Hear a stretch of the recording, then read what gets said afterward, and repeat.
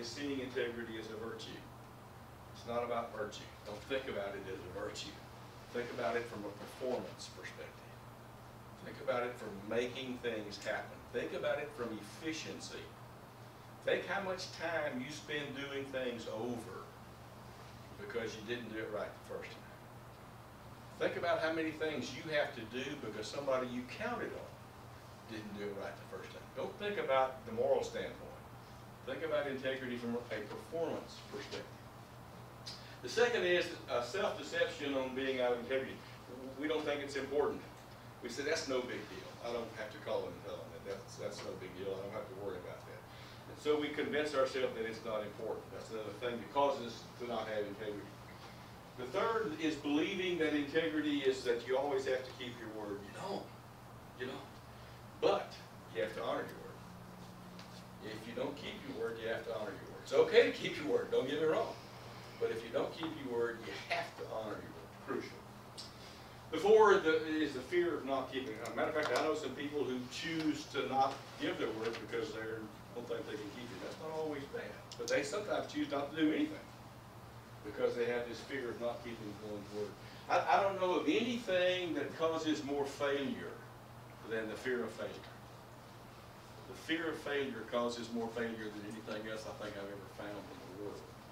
Number 5, integrity that's not seen as a factor of productivity or profitability. That's kind of the reverse side of number 1. It's about productivity and profitability. Number 6, not doing a cost-benefit analysis on giving your word. In other words, before you say, yes, I will, do a cost-benefit analysis. If I do this, what's it going to cost me? What's the returns? And if they're not good, don't give your word. Don't say you will. So before you ever give your word, you have to do a cost-benefit analysis. Slow down.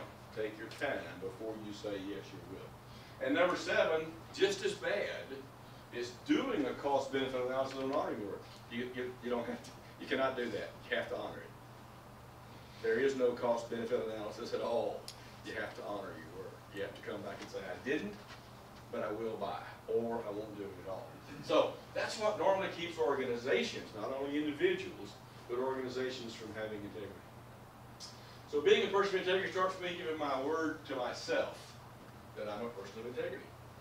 And when I do that, I say, I'm going to make it happen. Not I'm going to try to make it happen. As Yoda says, there is no try. There's only do or not do.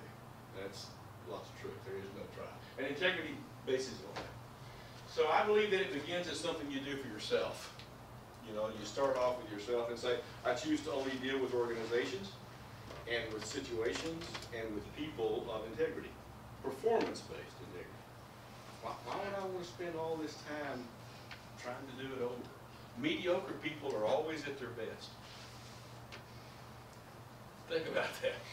They don't ever get any better. Mediocrity is cool, you know. It is amazing. It pays one to behave with integrity even if those around you are not, because it's you. That's the futurity of current decisions for you. If I make a decision today, what's the future of that decision?